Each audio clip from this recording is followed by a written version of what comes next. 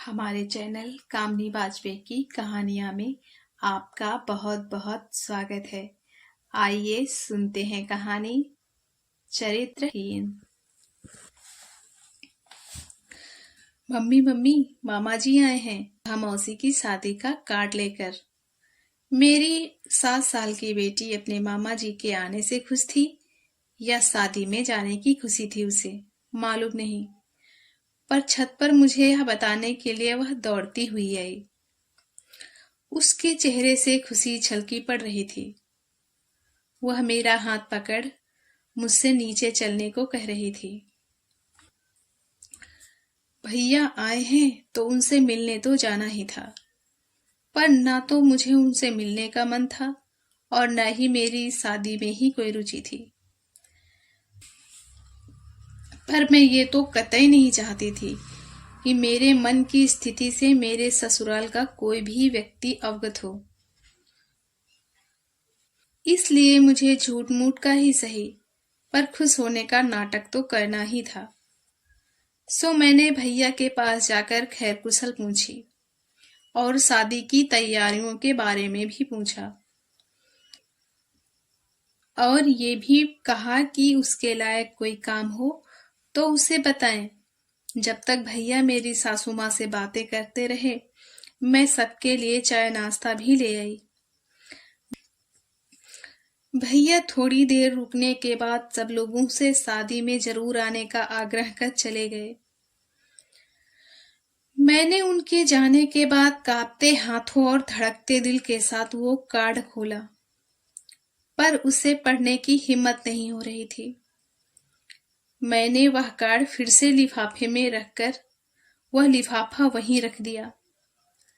लिफाफे पे मेरी नजर पड़ी। लिफाफे में मेरी नजर पड़ते ही मेरी आंखों में आंसू छलक आए। उस लिफाफे में सुनहरे अक्षरों से लिखा था, रागिनी संग राघव। यह देखते ही मेरा सिर चकराने लगा। सीने में एक हुक सी उठी। मैं अपने आप को संभाल पाऊं, शायद इतनी भी ताकत मुझे नहीं लग रही थी अपने अंदर। मैं किसी तरह से अपनी अथाह पीड़ा को मन में छुपाने का प्रयास करती हुई अपने बेडरूम तक पहुंचकर अंदर से कमरे की सिटकनी चढ़ा दी और फिर निढाल होकर बिस्तर पर पड़ देर तक रोती रही। मेरे मन में जो राघव के प्रति नफरत थी, जिसे 10 साल उसे अपने सीने में दफन कर रखा था मैंने, आज वही नफरत की चिंगारी फिर से मेरा मन जलाने लगी थी। आज वही दर्द मेरे सीने में उभरने लगा था। मैं ना चाहते हुए भी उस दर्द भरे यादों के भंवर में उलझती चली जा रही थी। यूं तो मुझे पहले से ही पता चल गया था कि रागिनी और राघव की शादी होने वाली है, और तभी से ये बातें मुझे लगातार रुलाती रही थी। पर आज जब शादी का कार्ड देखा तो यह पीड़ा अत्यधिक हो गई।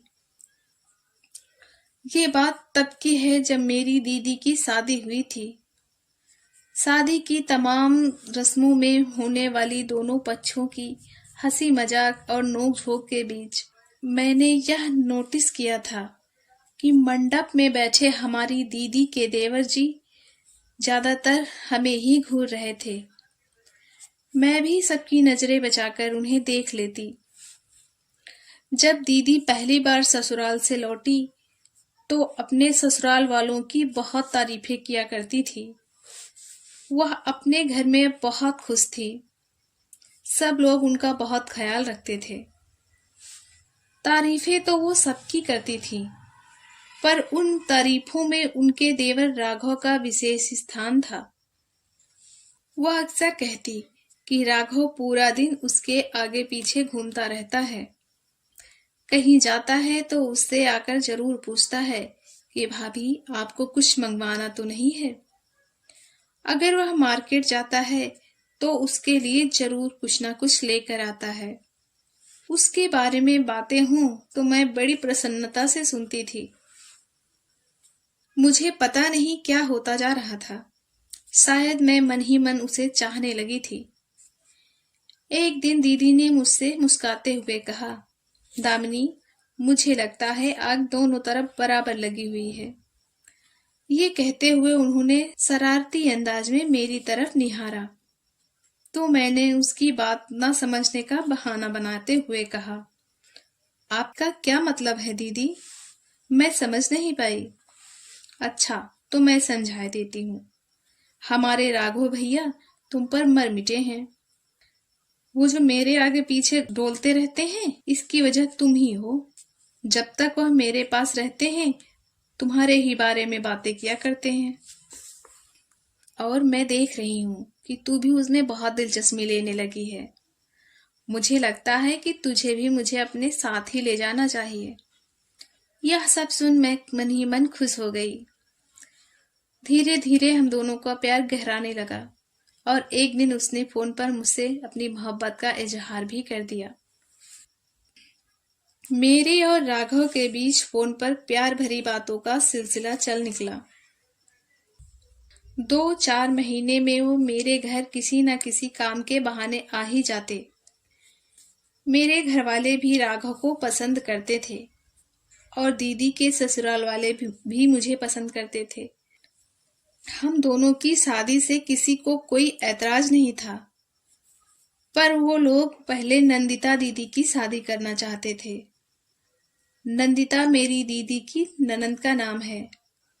वो है तो राघव से छोटी, पर दीदी के घर वाले पहले अपनी बेटी की शादी करना चाहते थे। वर की तलाश जोर शोर से जारी थी, पर अभी कोई रिश्ता जमा नहीं था।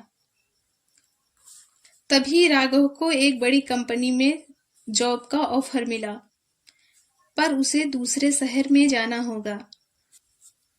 राघव ने ये बात मुझसे फोन पर बताई थी, तो वह इतने बड़ी कंपनी में जॉब के लिए खुश था और इस शहर को छोड़कर जाने वाली बात पर दुखी था।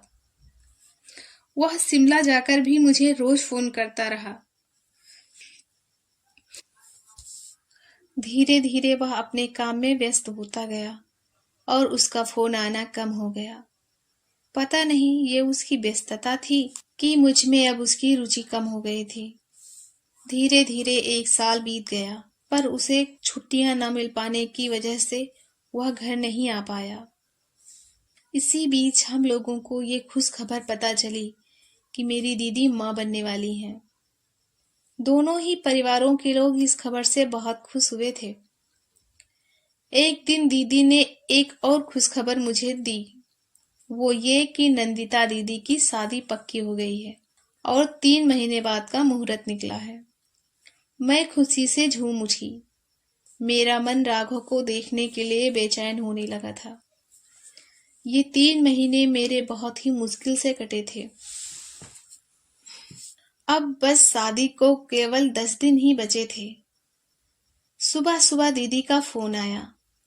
उन्होंने पापा से कहा, पापा, इस समय घर में बहुत काम है और मेरी तबीयत भी कम ठीक है, इसलिए प्लीज क्या आप कुछ दिनों के लिए दामिनी को भेज देंगे।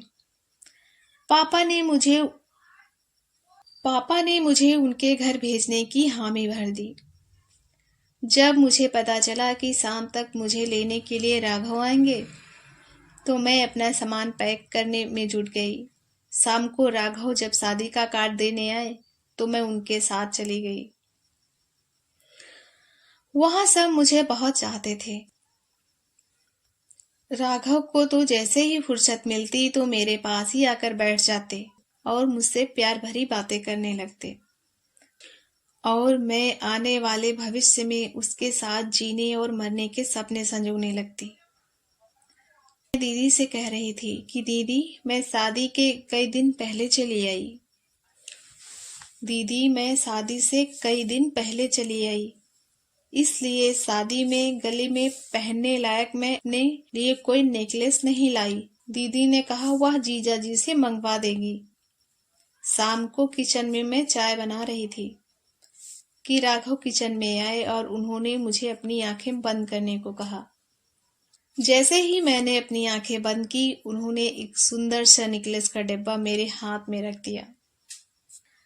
नंदिता दीदी की शादी हो गई। वो विदा हो अपने ससुराल चली गई। तो एक दिन दीदी के ससुर जी ने राघव से कहा, राघव, समधी जी का फोन आया था मेरे पास। कह रहे थे कि अब तो सब काम निपट गया होगा, तो दामिनी को घर छुड़वा दो। अगर आपके पास समय ना हो तो हम आकर उसे ले जाएं। इसलिए बेटे, तुम उसे शाम तक छोड़ आना। यह सब सुन मेरा मन बुझ गया। ये 10-15 दिन कैसे बीत गए पता ही नहीं चला। मैं दीदी के घर वालों से विदा लेकर राघव के साथ अपने घर लौट आई। रास्ते में राघव मुझे जल्दी ही शादी कर अपने साथ ले जाने की बात करता रहा। मेरी आंखें उसकी लंबी जुदाई की कल्पना से बार बार छलक आती। राघव की छुट्टियां खत्म हो गई थीं और वह वापस लौट गया था। राघव का अब मेरे पास बहुत कम ही फोन आता था, और मैं कभी करती भी तो वह यही कहता कि काम का प्रेशर है, इसलिए वह जल्दी फोन नहीं कर पाता। धीरे धीरे 1 साल बीत गया। मेरे घर वाले अब मेरी शादी के बारे में सोचने लगे थे। जब मेरी शादी का रिश्ता लेकर मेरे घर वाले राघव के घर पहुंचे, तो उन्हें वहां जो पता चला कि सुनते ही मेरे भाई के होश उड़ गए। राघव के घर वालों ने जब उससे शादी पक्की कर डेट रखने की बात की, तो उसने इनकार कर दिया और कहा कि वह दामिनी से नहीं, रागिनी से शादी करना चाहता है। दीदी ने अपने कमरे में ले जाकर मेरे बड़े भैया को जो सच्चाई बताई, उससे भैया का चेहरा गुस्से से लाल हो गया। उन्होंने कहा कि राघव ने कहा है दामिनी का चरित्र ठीक नहीं है और मैं उससे शादी नहीं कर सकता। मैं बड़ी बेसब्री से पापा और भैया के आने का इंतजार कर रही थी। जब वो दोनों लोग लौटे तो काफी गुस्से में थे। मम्मी ने उनसे पूछा, क्या हुआ, रिश्ता पक्का हो गया? तो पापा ने उससे गुस्से में कहा, क्या हुआ, सुनोगी? तो सुनो, उन्होंने दामिनी के साथ शादी से इनकार कर दिया है। राघव का कहना है कि दामिनी का चरित्र ठीक नहीं है। अगर हम लोग रागिनी से उसकी शादी करना चाहें तो वह खुशी खुशी तैयार है। ये सब तुम्हारी छूट का नतीजा है, जो मुझे आज ये सब सुनना पड़ा। पापा मम्मी पर बरस पड़े थे। गलती हमारी ही थी, जो हम लोगों ने उसे शादी से पहले ही 10 दिन के लिए वहां भेजा था। मैं बगल वाले कमरे में बैठी उन सबकी बातें सुन रही थी। यह सब सुन मुझे ऐसा लग रहा था कि मुझे चक्कर आ जाएगा। राघव मेरे साथ ऐसा कर सकते हैं, मैं ये कभी सपने में भी नहीं सोच सकती थी। वो क्या मेरे इतने करीब आकर मेरे चरित्र की परीक्षा ले रहे थे? और मैं नादान उसे उनका प्रेम समझ बैठी। मुझे उस इंसान से नहीं, अपने आप से भी नफरत सी होने लगी थी। मैं उस इंसान से इतनी मोहब्बत क्यों कर बैठी? ये सदमा मेरे लिए भूलने लायक नहीं था।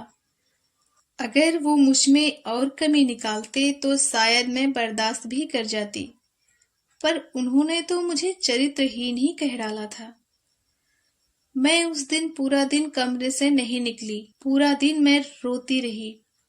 रागिनी शाम को खाने के लिए मुझे कमरे में जैसे ही बुलाने के लिए आई, तो मुझे तेज बुखार था। मुझे डॉक्टर के पास ले जाया गया, तो डॉक्टर ने मुझे 3 दिन के लिए एडमिट कर लिया था, क्योंकि डॉक्टर ने बताया कि दिमाग में बुखार चढ़ गया है। इन सब बातों के बाद दोनों घरों के बीच रिश्ते काफी खराब हो गए थे। वक्त हर जख्म का मरहम होता है। मैं भी धीरे धीरे इस गम से बाहर निकल ही आई।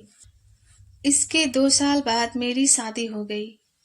शादी में दीदी की ससुराल से कोई नहीं आया था, बस मेरी दीदी ही आई थी, वो भी शादी वाले दिन, और मेरी विदाई के बाद उसी दिन वापस भी लौट गई थी।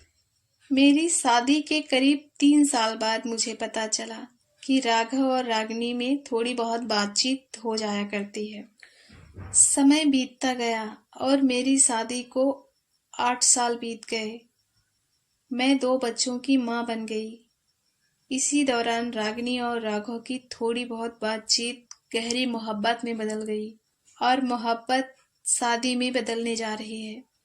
उससे प्यार या शादी करने का फैसला लेने से पहले एक भी बार मेरी छोटी बहन को मेरा ख्याल नहीं आया कि यह सुनकर मुझे कैसा लगेगा।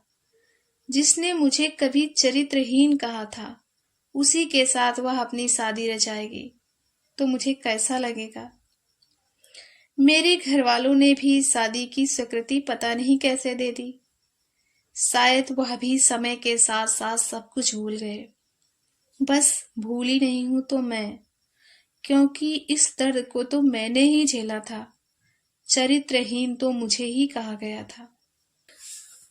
हमारी कहानी सुनने के लिए आपका बहुत बहुत धन्यवाद।